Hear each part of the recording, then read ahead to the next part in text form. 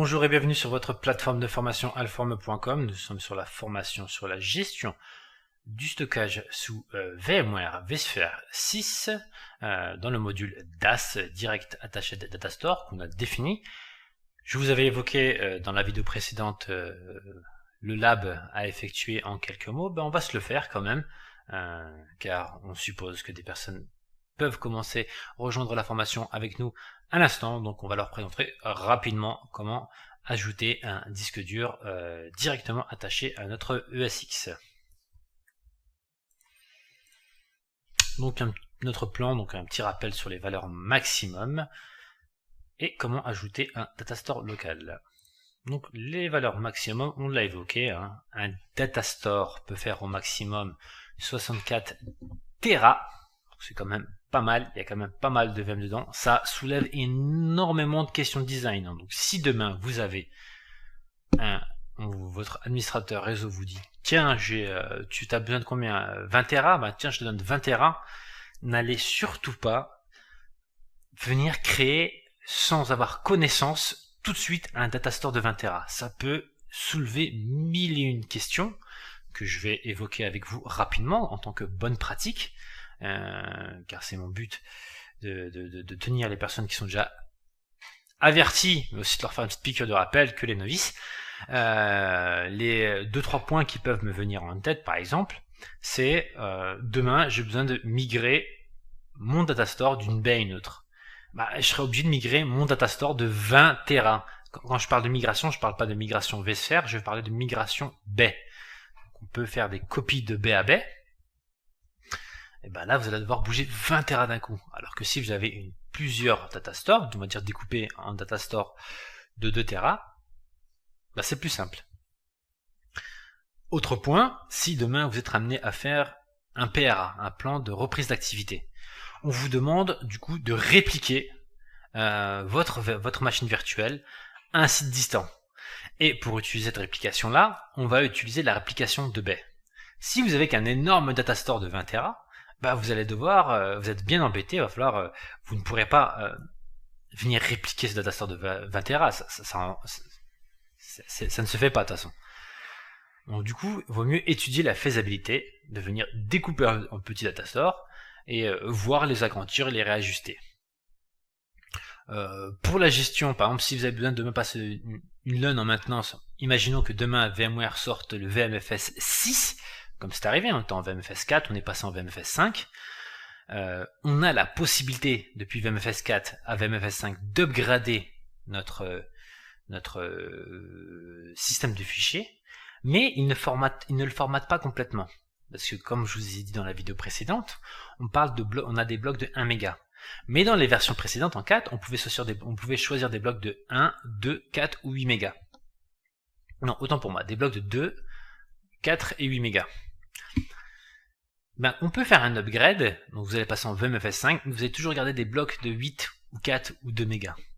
Et VMware justement recommandait de faire un formatage complet. Donc, imaginez que vous devez vider cette LUN là pour upgrader demain en VMFS 6, ce qui peut arriver, on ne sait jamais, parce que certainement qu'il arrivera un jour.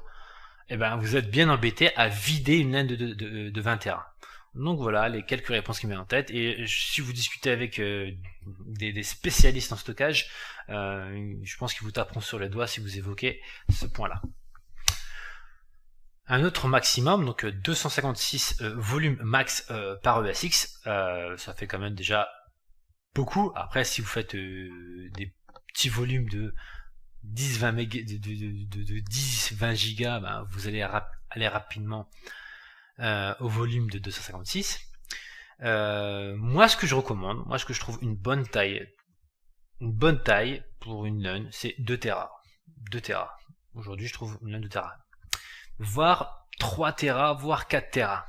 Parce qu'aujourd'hui on commence à demander de plus en plus de VM de plus en plus grandes. C'est vrai qu'il y a quelques temps les VM c'était 100 Go, 150 Go. Aujourd'hui on commence à demander plus des VM à 500 Go, 600 Go. Donc c'est vrai que sur une LUN de 2 Tera, on n'en met que 3, allez, on va dire voire 4 maximum.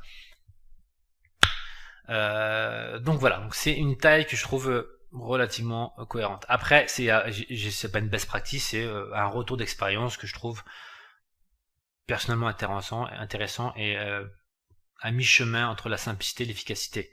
Donc on peut aussi, selon votre environnement, si demain vous avez une multitude que des petites VM de dizaines de gigas, vous pourrez sans aucun problème rétrécir cette taille-là, hein, et peut-être passer à 1 Tera. Ça vous de voir.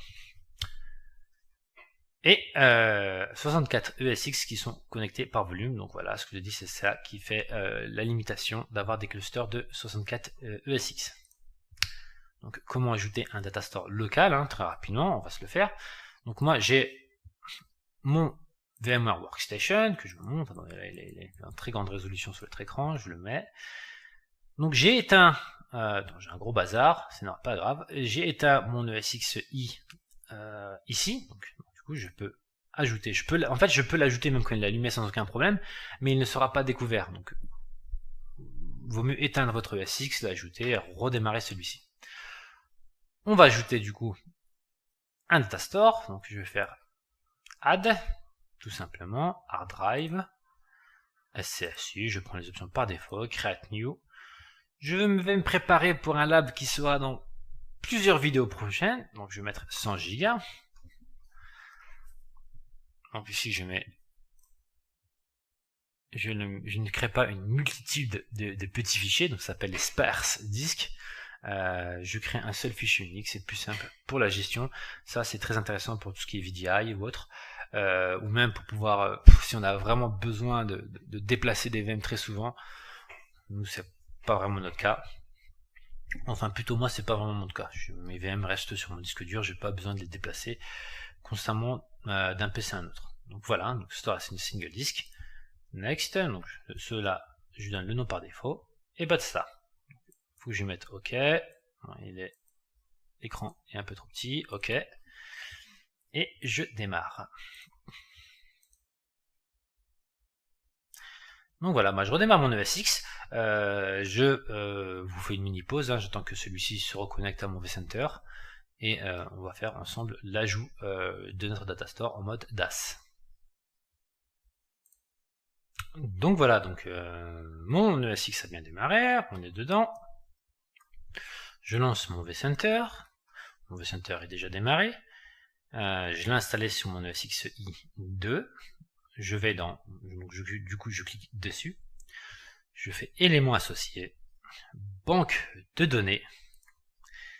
Et là, voici mes banques de données déjà existantes. Je fais un plus ici, pam, et on me propose plusieurs options. On va toutes les découvrir, ne vous inquiétez pas. La première, donc VMFS, on l'a déjà traité. Next. Je lui donne un petit nom. Donc, comment je les ai appelés précédemment?